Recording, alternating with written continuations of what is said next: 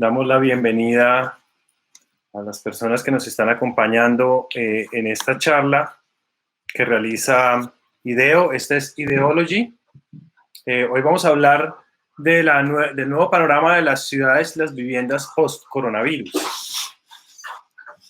Espero que puedan ver la pantalla atrás, que nos va a ayudar un poco a visualizar algunas ideas. Primero, agradecer el grupo de Ideology que nos ha invitado. Esta es una nueva comunidad. Este es el primer webinar. Tenemos varias conferencias y varios webinars que van a venir en curso. Ideology es un espacio que está diseñado para arquitectos, profesionales del diseño y de la construcción, y se encontrarán todas las conferencias que se realicen en el blog especializado inscribiéndose en la página web www.ideo.com.co. Hoy también nos acompaña el periódico El Colombiano, que se suma a la cobertura en simultánea de este primer webinar. Esperamos que la comunidad de Ideology tenga más alcance también en el territorio antioqueño. Y yo creo que estamos listos y podemos iniciar. Arrancamos este webinar desde casa, bajo la condición de estar en una pandemia. Las pandemias pues nos han acompañado toda la vida y cada siglo tiene una o dos pandemias o tres pandemias, pero siempre tienen una que es histórica. No es una serie de pandemias: la peste antonina, la peste bubónica, la viruela, el cólera, el SARS-1, el SARS-2 en el que estamos actualmente. Este virus que nos en condiciones, digamos, de encierro, como lo hemos llamado coloquialmente, y como el gobierno lo ha llamado un distanciamiento social, o varios gobiernos lo han llamado distanciamiento social, realmente digamos, no es un distanciamiento social, es un distanciamiento físico, ¿sí? Realmente, a mayor distanciamiento físico, hay una mayor conectividad social. O sea, no es lo mismo estar distanciado físicamente que estar distanciado socialmente. Esto que estamos haciendo en este momento nos permite conectarnos en este momento con la gente que nos está mirando y que se está aumentando en su número, precisamente por las redes sociales y por el avance tecnológico de conectarse. Es muy común que los abuelos y los padres nuestros que no estaban tan cerca a la tecnología, pues este distanciamiento físico los ha acercado. También nos toca algo en la fibra y nos recuerda que somos mortales, ¿sí? Que somos parte de una naturaleza que vive, ¿sí?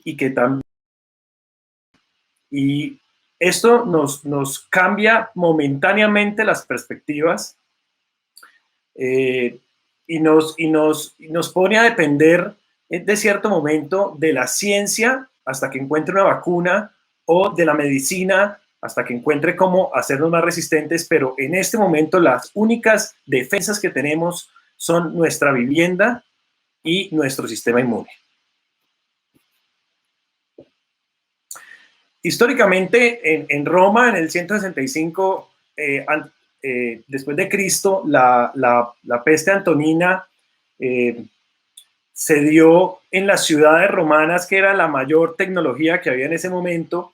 Se dio por causa de una transformación agresiva del paisaje que hicieron los romanos, talando bosques, secando vertientes de ríos, moviendo incluso los ríos para el tema del acueducto, y esa transformación generó una plaga que afectó sus ciudades muy fuerte, digamos que los puso su ciencia a prueba.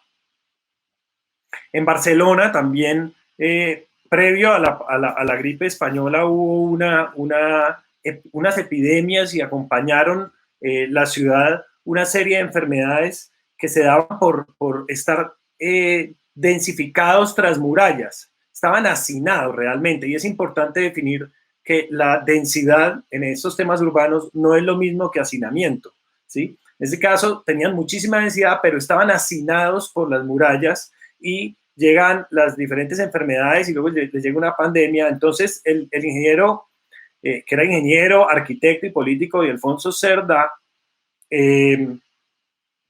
lo que hace es plantear un nuevo sistema de urbanismo, y es aquí como vemos que las pandemias afectan y han afectado históricamente las ciudades, la forma de las ciudades y las viviendas. Por eso estamos hablando de este tema. El ingeniero Cerdá lo que planteaba era un sistema donde se igualaran los valores de los habitantes, donde la ciudad tuviera las ventajas que tiene el medio rural.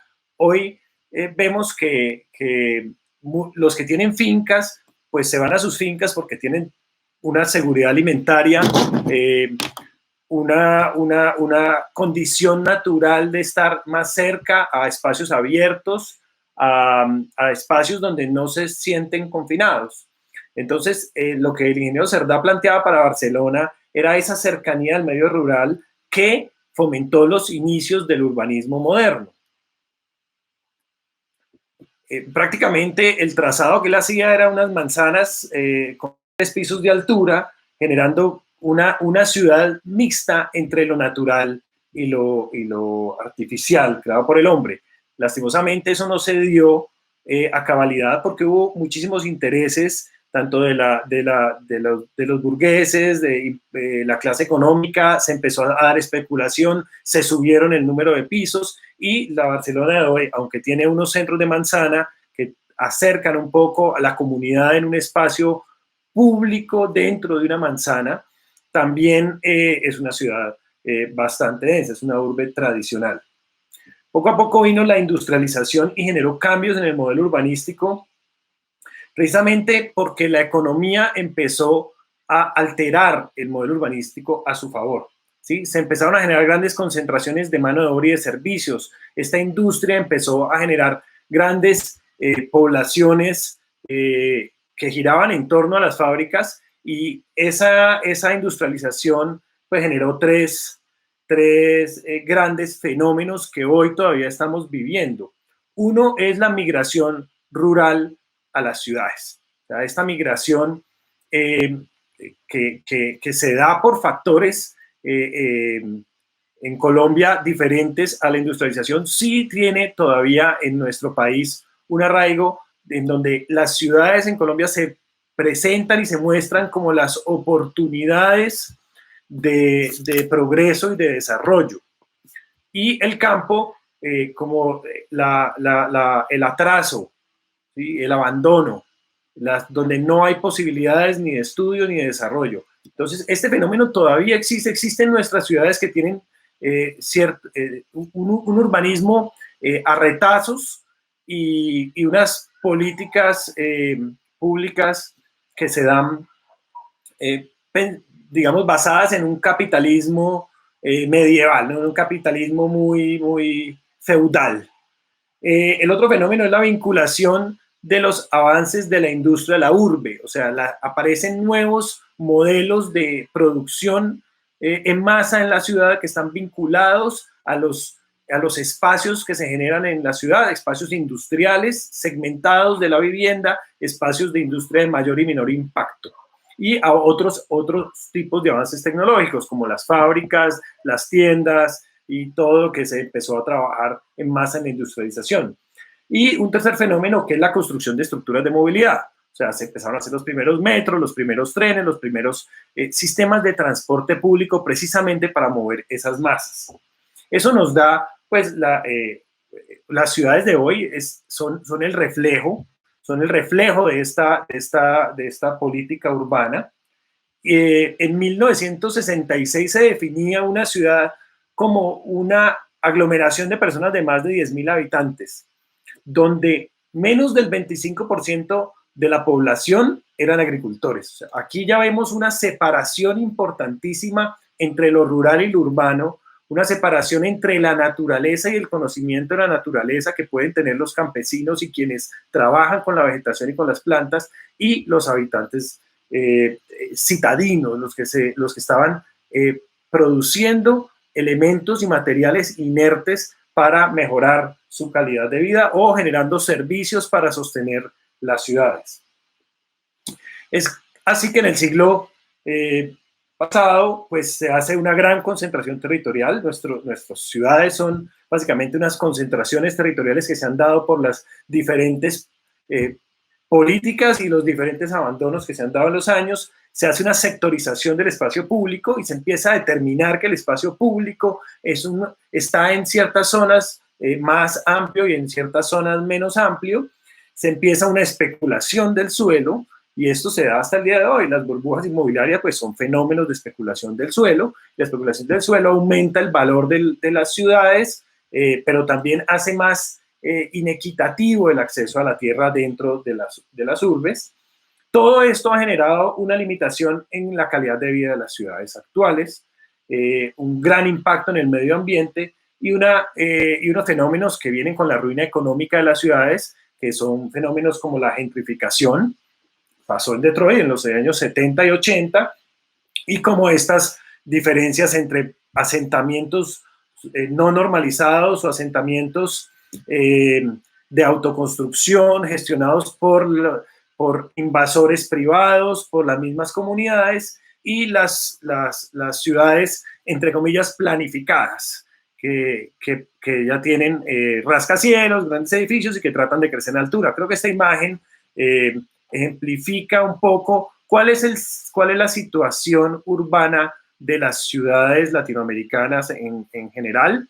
Ciudades que tienen un centro histórico alrededor del cual se empezó a desarrollar una ciudad que poco a poco fue siendo planeada y moderna a principios y mitades del siglo XX, y unos crecimientos expansivos por esta gran migración de los campesinos a las ciudades, por esta promesa de vivienda hasta hoy ya gratis, o de vivienda necesaria para la vida, ¿sí? Una oferta que jala a los campesinos hacia las ciudades y que empieza a generar un crecimiento desbordado, difícil de planear, autogestionado por los migrantes que llegan y que empiezan a expandir las ciudades a extramuros hacia los bordes, donde hoy podemos ver que en las estadísticas y en los análisis que tiene cartográficos el DANE en línea, al cual pueden acceder en sus diferentes ciudades, pueden darse cuenta que la mayoría de los barrios que tienen mayores contagios, por lo tanto, también mayores densidades y menor separación espacial de sus viviendas desde el punto de vista urbano, son los barrios que se han generado por invasiones, por autoconstrucción, y que por lo general están en los perímetros o en zonas centrales de las ciudades que han sido abandonadas, que no han sido renovadas desde el punto de vista urbanístico. Es así como cuando uno trata de entender una ciudad, pues a veces en las clases que doy en las universidades, pues explico a los alumnos de arquitectura cómo se ve una ciudad y cómo se plantea una ciudad desde el punto de vista de quién es el dueño de los espacios que están en las ciudades. Si uno ve esta imagen de atrás, las imágenes blancas o los rectángulos blancos pues corresponden a manzanas.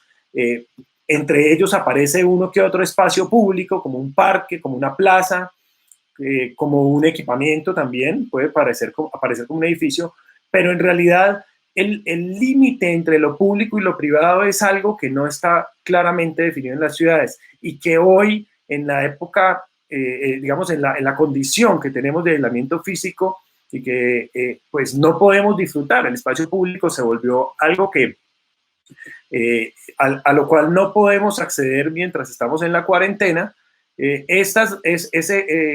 Digamos, esas imágenes azules, esas líneas azules que están allí entre las manzanas y que cubren también los parques, las plazas, pues son el espacio público. Pero la definición de público y privado es muy clara. El espacio público es lo que no es privado, o sea, de puerta para afuera y de puerta para adentro.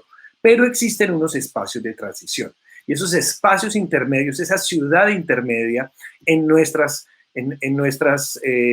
planeaciones urbanas, está abandonada, son espacios como los antejardines, o que son invadidos por lo privado, o que son entregados, cedidos hacia lo público, ¿sí? Pero son espacios de transición que no se sienten todavía como espacios de transición. La defensa del antejardín, que en altura hace lo mismo que el balcón, ¿sí? Que es relacionar lo público con lo privado, pero también lo interior con exterior, haciendo una transición. Esos aros que se encuentran aquí en los bordes de algunas de estas manzanas, pues son los espacios de transición, son esa ciudad intermedia sobre la que hoy no sabemos cómo actuar, o sea, no sabemos si salir al antejardín, sabemos que podemos salir al balcón, que es parte de la copropiedad del edificio, pero que no la han cedido, espacios comunes de usos privados.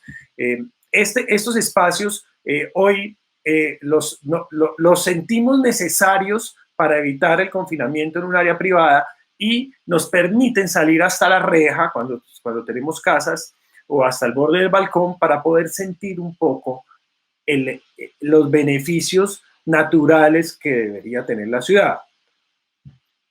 Accesos y relaciones entre los barrios, tales como tener espacios donde se pueda acceder al sol, donde se pueda acceder al viento, donde esta condición en que se crean las ciudades ahora de medianeras, una casa pegada a la otra y que evita tener 4 fachadas y que evita acceder a ventilación cruzada, en los elementos naturales que soportan la vida, ¿sí? Tanto en la ciudad como en el campo, como en los espacios naturales de reserva, es lo que hoy hace que al estar más de 40 días en nuestras viviendas nos permita analizar nuestra vivienda como un producto, ¿sí? Como una inversión, pero como un producto, donde si la vivienda es nuestra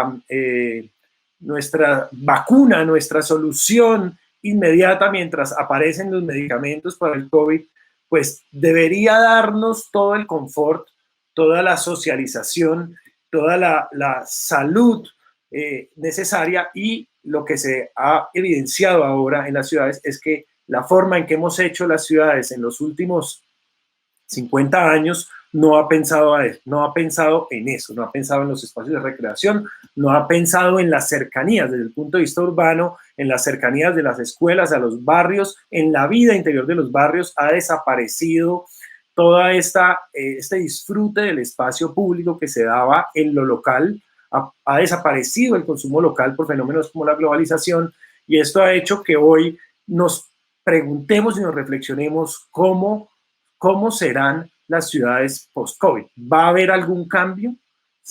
Estoy completamente seguro que vamos a salir de esta situación, que se encontrará una vacuna, que el sistema, lograremos inmunidad común, que el sistema de salud en algún momento colapsará, pero saldrá adelante. ¿Qué pasará después? Es la pregunta, y cómo podría ser uno o varios de los panoramas. Las Naciones Unidas ya había, antes del COVID, planteado cierta alerta sobre la habitabilidad y la calidad de la vivienda en las ciudades. Y esto se evidenció mucho más ahora, y hay 7 condiciones que plantea Naciones Unidas, la Comisión de Hábitat de Naciones Unidas, para que las ciudades, la vivienda, que son la célula que conforma las ciudades, que conforma esos cuadros blancos, que conforma esas manzanas, tenga hacia el futuro, para que las ciudades puedan tener sostenibilidad y hoy salud, que es un término que tendría que amarrarse al de sostenibilidad. El primero es la seguridad de tenencia, y es que yo tengo una vivienda donde refugiarme en caso de una pandemia, en caso de un terremoto, en caso de un tsunami, en caso de un aguacero, ¿sí? Seguro que tengo una vivienda y que esa vivienda no me la van a quitar. 2, la disponibilidad de servicios, materiales, instalaciones e infraestructura. Esto se refiere a que la vivienda tenga todas las instalaciones necesarias para el soporte vital, la vivienda siendo un refugio en casos de tragedia o de o de catástrofe, porque lo que estamos ahora es una catástrofe sanitaria, exactamente una catástrofe como si se inundara la ciudad. Pues, la ciudad no estaba preparada para una pandemia, ninguna ciudad del mundo estaba preparada para una pandemia como esta. Están preparadas para otras catástrofes, para deslizamientos de tierra, para terremotos, para inundaciones, pero no estaban preparadas para esto. Entonces, tener la disponibilidad de servicios en las viviendas, tener viviendas sin energía eléctrica o tener viviendas que no tengan agua potable, no tiene lógica en la visión de una ciudad sostenible. Tercero es asequibilidad. Asequibilidad tiene dos factores. Un factor que es que yo pueda comprar esa vivienda, que yo pueda acceder a ella, que tenga no solo los subsidios del gobierno, sino digamos, la posibilidad económica futura de seguirla pagando. Y la asequibilidad, digamos, esa es la asequibilidad. Y la accesibilidad es que yo pueda llegar a ella, que yo pueda tomar un servicio de transporte público, que yo pueda llegar en mi vehículo autorizado, donde que yo pueda manejar en la ciudad, y esos fenómenos pues no se están cumpliendo en las ciudades actuales. La habitabilidad y la calidad del hábitat, que estudia, digamos, ciertos observatorios del hábitat, como el de la Universidad de los Andes, pues muestran que estamos lejos en las intervenciones en ciudades, en la parte intermedia de las ciudades, en calidad del hábitat, en vivienda de interés social. Y en vivienda de interés prioritaria, pues menos, estamos pelados. Entonces digamos que esos sectores que el Estado ha desarrollado como vivienda de interés social, no del todo están cumpliendo con estos siete principios que está planteando Naciones Unidas.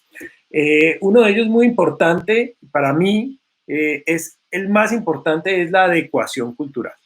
Yo creo que el sistema industrializado de hacer ciudades ha olvidado la individualidad cultural y las necesidades de reconocerse a través de su vivienda, ¿sí? Por eso el desarrollo de los números, de lograr viviendas en cantidad, de lograr viviendas que cumplan ciertos presupuestos, pero no viviendas de calidad, ¿sí?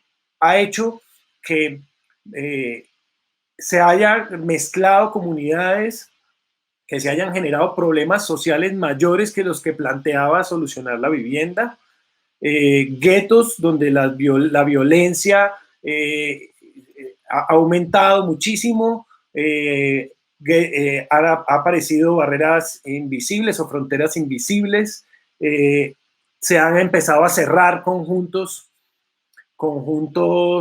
residenciales con la disculpa de la seguridad, la disculpa y la razón de la seguridad, obviamente, y se han empezado a generar micro ciudades o ciudades aisladas dentro de la ciudad, ¿sí? Esto pues ha llevado a que la vivienda no represente una identidad cultural de los habitantes, y que los habitantes que reconocen en su vivienda el refugio y el espacio de protección no tengan un buen autoestima. O sea, los usuarios tienen una autoestima por su vivienda también. O sea, la vivienda le transmite información. Está demostrado, por ejemplo, que en los sectores informales, donde se ha generado una gran fuerza de autoconstrucción que las ciudades latinoamericanas deberían aprovechar para darles recursos escasos, como el recurso de la coordinación, y utilizar toda esa fuerza de una comunidad que quiere hacer sus propias viviendas. En esos sitios informales, al estar abandonados por el Estado, al no tener políticas claras, salvo pequeños mejoramientos integrales, pero no políticas de acompañamiento, legalización, mejoramiento de la calidad, y entender cuál es la necesidad del habitante de la ciudad latinoamericana, que tiene que hacer en su mayoría sus propias casas, y que cuando quiere acceder a casas hechas por el Estado no entiende que su necesidad esté representada allí. El no entender que hay que vincular a la ciudad todas esas desarrollos informales hacen que la persona que vive en esa vivienda sienta que lo informal es correcto, y por lo tanto pueda trabajar en un negocio informal o incluso está muy en la línea de lo ilegal. Entonces, por eso hay un fenómeno de generación también de violencia en estos barrios, en estos sectores. ¿Cómo proyectamos que pueda haber cambios en las ciudades post-coronavirus? Yo creo que los cambios no se van a dar de un día para otro ni bruscamente, pero sí se van a acelerar cambios que se venían proyectando, que parecían una utopía, que los constructores no lo veían importantes. Hoy el usuario de la vivienda es el cliente y tiene que entender que las viviendas no son como un carro. Las viviendas hoy en muchos sectores, incluso viviendas estatales, se desvalorizan después de su compra, ¿sí? O se valorizan muy lentamente. Y lo que tenemos que buscar los ciudadanos es acceder a viviendas de calidad, exigir viviendas de calidad. Aquí hay una gran oportunidad para los arquitectos, para todos los miembros de los profesionales del diseño, todos los que estamos en el sector de la construcción y que hacemos parte de esta comunidad de Ideology, de plantear las propuestas futuras hoy, ¿sí? Adelantarnos. Esta pandemia, como todas las pandemias, va a generar cambios. Si bien tenemos mucha más preparación que en otros casos desde el punto de vista de la higiene, ¿sí? No lo tenemos desde el punto de vista del confort y de la calidad del hábitat. ¿Qué proyecto que va a pasar o cuáles tendencias van a empezar a estar acelerándose y van a estar muy rápido? Desde el punto de vista de la construcción de las ciudades densas, y entendiendo que densidad no es hacinamiento, se pueden construir, se pueden repensar las ciudades y los planes de desarrollo municipal que ahora en la mayoría de las ciudades de Colombia están en revisión, deberían echarle el ojo a que esa ciudad densa, esa ciudad central, esa ciudad que permite acceder a los otros puntos de la ciudad de una forma cercana y requiere, por lo tanto, crecer en altura y mejorar la densidad del territorio, pueda hacerse desde el punto de vista modular, ¿sí? Tanto la vivienda como las áreas comerciales. No podemos seguir haciendo áreas comerciales extensas en los mejores lotes de la ciudad, sino que hay que entender que lo comercial se va a dar especializado. Entonces yo voy a ir, o sea, ya no es tan importante ir a un centro comercial a socializar, sino socializar en áreas más abiertas como parques y plazoletas, porque los centros comerciales pues no tienen las condiciones, digamos que los cines, ciertos comercios de masa, pues nos hemos dado cuenta cuando usamos los supermercados que tenemos que tener una menor densidad en los supermercados para evitar contagios. Bueno, es la oportunidad para que se desarrolle en Colombia el comercio en altura, también se puede hacer. Otro fenómeno que hemos visto acercándonos más ya a la unidad de la vivienda es la búsqueda de nuevas viviendas con balcón que se han dado en todo el mundo. Este fenómeno es global. El balcón o la terraza, sea cubierto o descubierto dependiendo del clima de la ciudad, genera ese espacio de transición que hablaba ahora entre el interior y el exterior. Pero además, en clima caliente, permite tener el espacio con mejor clima de la casa. En clima frío, permite acceder al sol, ¿sí? Entonces, la vivienda es un derecho en la ciudad y la vivienda de calidad debería ser un derecho en la ciudad, donde las condiciones de ubicación de los edificios con respecto al sol, al viento, la proporción de los espacios de transición, sean tejardines o sean balcones, permitan una vida social y una vida individual con relación a los elementos naturales que conviven en la ciudad y que precisamente permiten la salud de las ciudades. Los edificios entonces ahora que veíamos utópicos en Copenhague, donde cada apartamento no tenía un balcón sino una terraza, pues van a empezar a acelerarse. O sea, el elemento del balcón o de la terraza en clima frío, pues va a ser un elemento obligatorio para los compradores de la vivienda y lo van a exigir. Otra forma es cómo se van a desarrollar los barrios. Digamos, esto era en altura. Los barrios van a empezar a crecer de forma, deberán empezar a crecerse de una forma transitoria. O sea, el Estado debe empezar a hacer las primeras células que permitan ordenar un territorio que se va a desarrollar como barrios, y a esto me refiero a barrios que no están dentro de las áreas de planificación, trabajar con comunidades que permitan hacer viviendas incrementales, viviendas que crezcan como las familias van creciendo. Y ahí cada vez me voy acercando más a la célula o la unidad de la vivienda, donde la condición de tener una vivienda pues se da para tenerla por muchos años, y esto genera grandes cambios en las familias. Hoy vemos 18, 20 tipos de familias que tienen, pues familias que solo tienen como mascotas como sus propios hijos, familias de un mismo género. Digamos que toda esa diversidad debe representarse en las casas, y por eso es importantísimo que si se hacen viviendas estatales o viviendas normalizadas, ¿sí?, haya un espacio que permita el crecimiento. Esto lo ha ensayado Chile, el arquitecto Alejandro Aravena lo ha desarrollado en Chile, en donde el Estado hace estos espacios de vivienda, y los habitantes que compran poco a poco, como van creciendo, empiezan a llenar estos espacios con sistemas constructivos que permiten hacerlo, generar una identidad. Al que le gusta el ladrillo, al que le gusta el panel. Depende también económicamente cómo puede realizar esa autoconstrucción, pero de ese barrio no va a tener más pisos de los que permiten, no se va a salir de la regla, no se va a salir de las normas. Hay digamos, un cierto control de las normas urbanas, pero hay también es permitido que cada uno imponga sus gustos y su identidad cultural en las viviendas.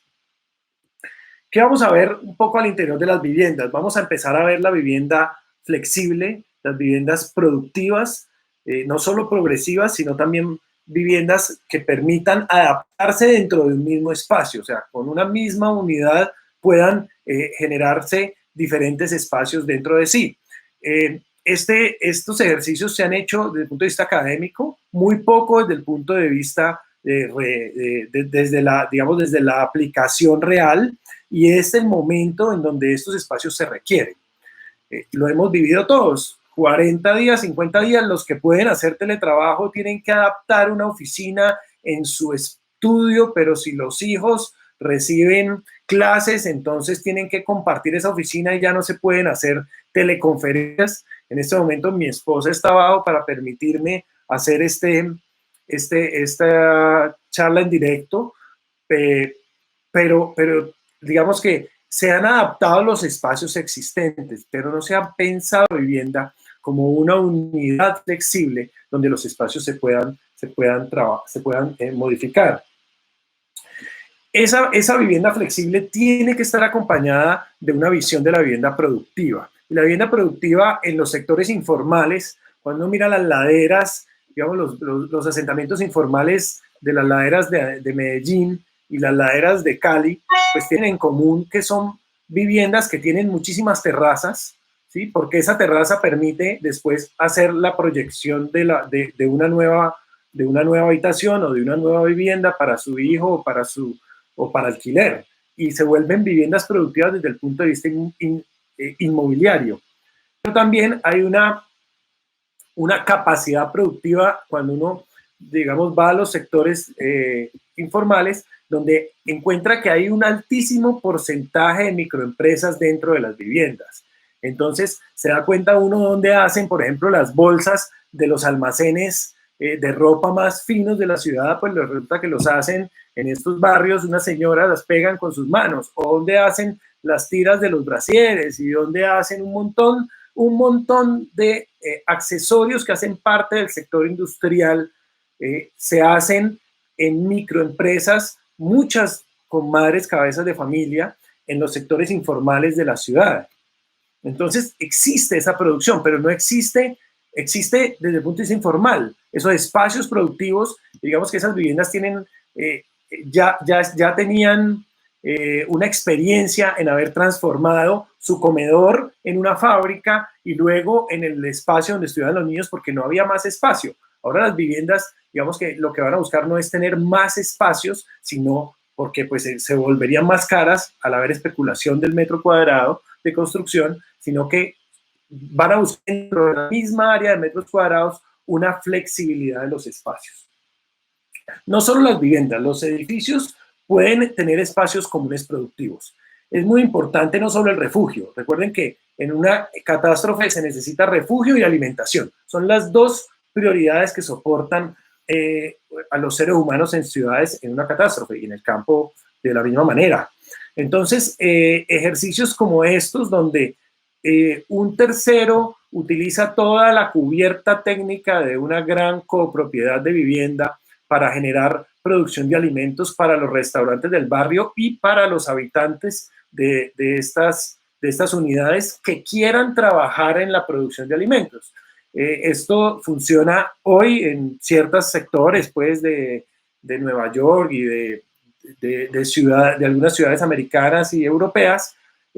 Funciona también en países asiáticos donde es difícil conseguir ciertas variedades de alimentos. Por ejemplo, Singapur, que no produce nada de alimentos, tiene que importar todo, ha desarrollado granjas urbanas en cubiertas verdes sobre las azoteas. También existen ejemplos de agricultura vertical dentro de las mismas viviendas. De hecho, yo soy un promotor de este tipo de productividad en las viviendas porque garantiza la seguridad alimentaria y ahora que he estado en cuarentena he disfrutado de mi pequeña producción de lechugas y de algunas aromáticas que tengo en un muro jardín en el interior de un apartamento en un piso séptimo. Esto cuando se plantea en una, digamos, desde el punto de vista urbano, hace que repensemos los espacios públicos, ¿sí? Grandes parques, grandes separadores de avenidas tienen hoy vegetación que les cuesta a la ciudad mantener. O sea, no podemos pensar de aquí en adelante que la estructura de árboles, el capital natural, que todavía ni siquiera se ha valorado económicamente, pero el capital natural que son los árboles, las plantas de sotobosque, la vegetación rastrera y todas las zonas de suelo que todavía permiten percolar, chupar el agua de las lluvias y están amarradas a ciertos sistemas de recolección y acuíferos del terreno donde se situó la ciudad, no podemos seguir pensando que eso es una decoración y que eso es un ornato.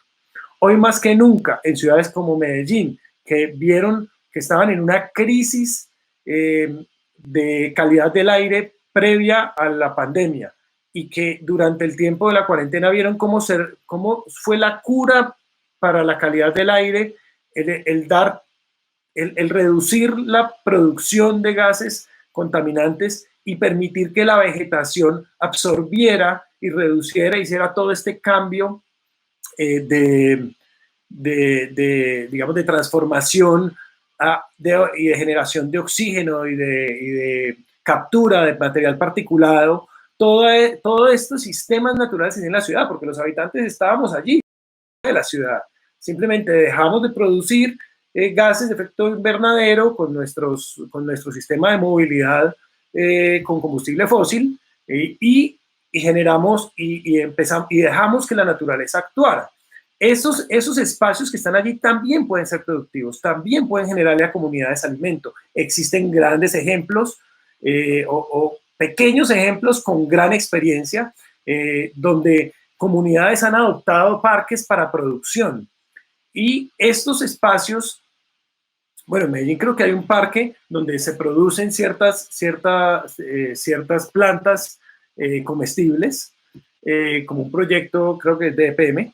Me disculpan si me equivoco el promotor, pero estos espacios deberían no solo ser productivos para las comunidades desde el punto de vista de seguridad alimentaria, sino además deberían clasificarse en la estructura administrativa de la ciudad como espacios de salud, porque son los generadores del aire, porque son los generadores de la biodiversidad y porque también tienen que ser atendidos de una mejor forma como se están atendiendo hoy. O sea, no podemos pensar que lo natural que quedó en el territorio después de implantar las ciudades es decorativo. Ahora en los edificios vamos a encontrar flexibilidad no solo en la arquitectura y en los nuevos sistemas que nos permitan de pronto aprovechar el balcón en la tarde, ¿sí? Y en la mañana, si nos da el sol, poder cubrirnos de él. Y eso hace que las unidades de vivienda puedan tener cierta movilidad, sino también al interior de la vivienda vamos a empezar a tener que trabajar y a fomentar estos sistemas que permiten que un mismo espacio se pueda transformar en habitación, se pueda transformar en comedor. Todo esto acompañado ya a menor escala de los materiales.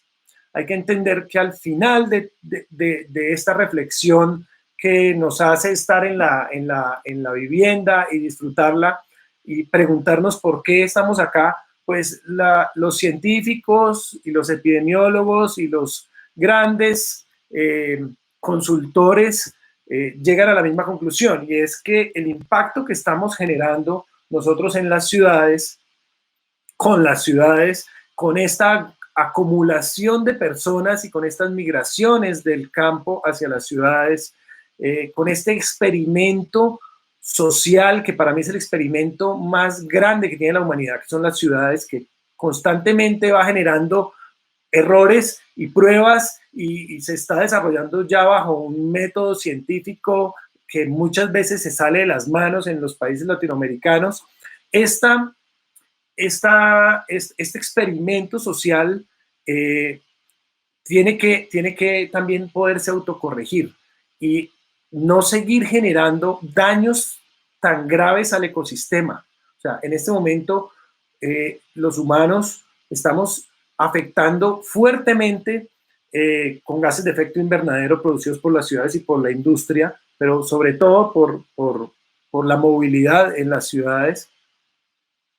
Estamos afectando el planeta entero. Estamos deforestando muchísimo, lo cual está reduciendo un gran potencial que tenemos en Colombia, que es la biodiversidad. Nuestras ciudades deberían ser las ciudades más biodiversas del mundo, no nuestros parques, no nuestras zonas protegidas, nuestras ciudades deberían ser las ciudades más biodiversas. O sea, los ornitólogos que vienen a buscar los pájaros exóticos en las zonas rurales colombianas deberían poder hacerlo en las ciudades, porque en la cuarentena, pues muchísimos de estos pájaros exóticos se han empezado a ver en las ciudades. No estoy hablando de lo que se ve en videos en Europa, estoy hablando en Colombia, en donde podemos encontrar unas especies asociadas a nuestros árboles que estaban fuera de la ciudad o que estaban relegadas de la ciudad. O sea, nosotros tenemos un potencial enorme, pero ese potencial también es el que nos puede curar y es el que nos puede mejorar nuestro sistema inmunológico, porque al final no es la cura, son las defensas. Todo esto tiene que ver, todo esto lo digo porque la afectación que las ciudades generan al medio ambiente tiene que ver con sus materiales, ¿sí? Es el concreto y la forma gris e inerte en que se hacen las ciudades, que no se hacen con elementos vivos, sino que se hacen solamente con elementos inertes y muertos, ya, que han pasado por ciertos procesos, ciertos productos ultraprocesados, se diría, han generado pues unos grandes daños al ecosistema. Entre las ciudades son más densas, más se tiene que perforar la tierra y más se tienen que comer las montañas para el tema de los agregados pétreos. Entre más, digamos, se crecen las ciudades en altura, pues más extracción de metal tiene que hacerse. Entonces, las ciudades tienen que empezar a pensar en generar barrios y viviendas y edificios que utilicen lo que ya existe. Los materiales reciclados tienen que volver a ser importantes, entender que el hierro puede ser reciclado, entender que los pétreos se pueden reciclar en las ciudades, los productos de demolición sirven para hacer adoquines para los andenes de las ciudades, los cables de construcciones demolidas sirven otra vez para hacer cables. Entonces, entender que la renovación de los materiales y las nuevas propiedades de los mismos materiales que teníamos antes. Por ejemplo, materiales como el concreto permeable. Evitar pavimentar las ciudades debería ser obligatorio. porque pavimentar las ciudades cambia el sistema hidráulico que tenía el territorio, y al cambiar ese sistema hidráulico, claro, hay que hacer canales, contenciones, etcétera, etcétera, un montón de obras de infraestructura que se dieron cuenta que en el siglo XX fomenta el desarrollo del modelo que está hoy, pues el restituir quebradas que estaban hundidas, el generar pavimentos que permitan que el agua llegue a las vertientes de esas quebradas y no seguir cometiendo los errores que cometieron los romanos en nuestro desarrollo de ciudades y de las zonas privadas, de los estacionamientos, los grandes estacionamientos de las viviendas, pues obligan a que estudiemos materiales como este tipo, el concreto permeable, o en el interior de las viviendas que encontremos materiales que nos permitan trasladar la luz de la fachada a espacios interiores que requieren luz. En este momento, cuando estamos teniendo oficinas en casa, tenemos que estudiar en casa, pues la luz natural se vuelve escasa. Y estos elementos permiten aumentar las posibilidades sin perder la división o el aislamiento acústico, que también es muy necesario para la calidad de vida. Bueno, por último, creo yo que hay el planteamiento de ciudades resilientes o ciudades que son capaces de aguantar una catástrofe, ¿sí? Sea cual sea, y reponerse a ella y mejorar y aprender de ella mejorándose, requiere unas modificaciones en la forma de pensar. Estos 5 puntos que voy a hablar son en cualquier escala. O sea, en el problema de la escala de diseñar un baño, el problema de la escala de diseñar un conjunto de viviendas, de diseñar un espacio público, un equipamiento, sea comercial o de servicios institucionales, o desarrollar grandes proyectos urbanos en las ciudades, o los mismos sistemas de transporte. Uno, hay que entender que no hay un problema que resolver, sino que hay multiproblemas. Los problemas siempre están encadenados a otros. Entonces, si no entendemos esa coyuntura, no podemos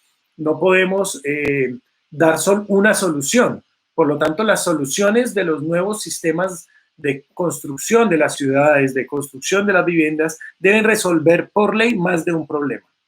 Por ejemplo, cuando se plantea diseñar una fachada y la fachada es una fachada simplemente estética e inerte, pues cualquier material para poder cerrar funciona. El fibrocemento, los ladrillos, los repellos, etcétera, etcétera. Pero cuando la necesidad de aislamiento, pero eso genera un mantenimiento futuro y una erosión, etcétera, etcétera. Pero cuando la necesidad de aislamiento está pensada no como un único problema, sino como un problema múltiple, que además debe esa fachada no generar calor, ¿sí? Por el reflejo del sol, no aumentar la isla de calor, pues entonces hay que pensar en fachadas ventiladas o en fachadas vegetadas, ¿sí? Que permitan mantener la temperatura interior, pero además le aporten a la ciudad una frescura por la captura de la radiación solar, o le aporta a la ciudad una condición de absorción del material particular, los gases efecto invernadero que producen otras zonas de la ciudad que tendrían que producirlas. Entonces, eso funciona en cualquier escala, repito. Ser proactivo en vez de reactivo, ¿sí? Esto funciona muy bien para poder trabajar en comunidades. Y nosotros en una ciudad, pues somos una comunidad. Así vivamos en un barrio diferente a otro, la ciudad la hace la comunidad, y eso lo muestra cuando tenemos que encontrarnos en espacios públicos. Cuando se hace el concierto del gran artista, entonces pues allí se encuentran todos los habitantes de la ciudad. Cuando hay un partido de fútbol, entonces hay que tratar de ser proactivo y no reactivo, y eso ayudará a generar una ciudad que tenga un mood, una autoestima, que tenga una calidad de habitabilidad más amable. Entender el uso de los datos actuales y la tecnología, entender el Internet de las cosas no como un enemigo, sino como un aliado.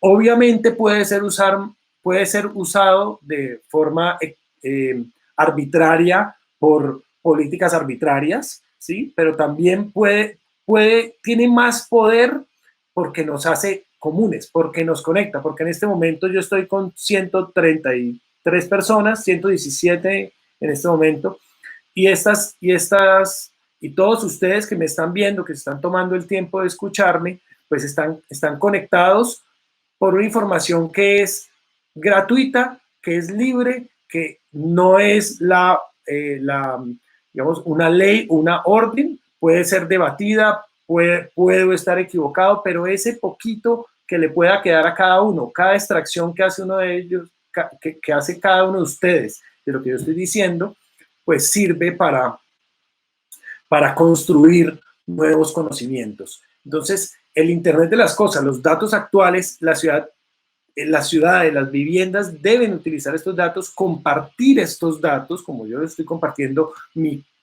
humilde visión, y eso va a generar que podamos tener un mejor conocimiento. El caso claro es Waze, cuando sabemos para dónde tenemos que coger la ruta más corta. Y ese caso se puede reproducir en la solución de muchísimos problemas de las ciudades. Entender qué sistemas son críticos y cómo se conectan esos sistemas. Es bien importante porque la ciudad es una red con muchísimas capas y las viviendas son un elemento construido con muchísimas capas. Entonces, entender cómo es la interacción de sus viviendas va a permitir que puedan aprovechar tanto los espacios internos de transición y los espacios de las ciudades. Y por último, las nuevas visiones resuelven problemas complejos. Definitivamente, la razón para dar esta charla era precisamente compartir diferentes visiones que puedan generar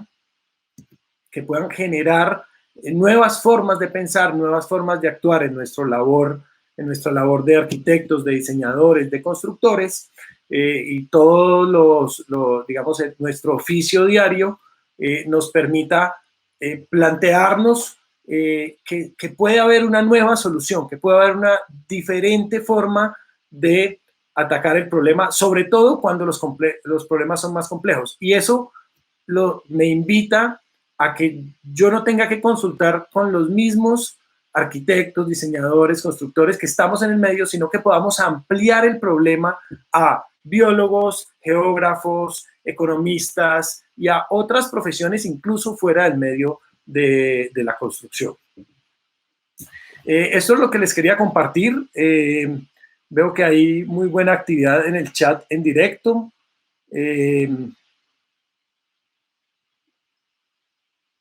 No sé, voy a leer un poquito. Yo creo que ya se me va a acabar el tiempo, porque era de 6 a 7, pero voy a alcanzar a leer un poquito. Ok. Habla de, Juan Camilo Quintero nos habla de energías renovables. Las energías renovables son obviamente una de las estrategias que las ciudades tienen que continuar.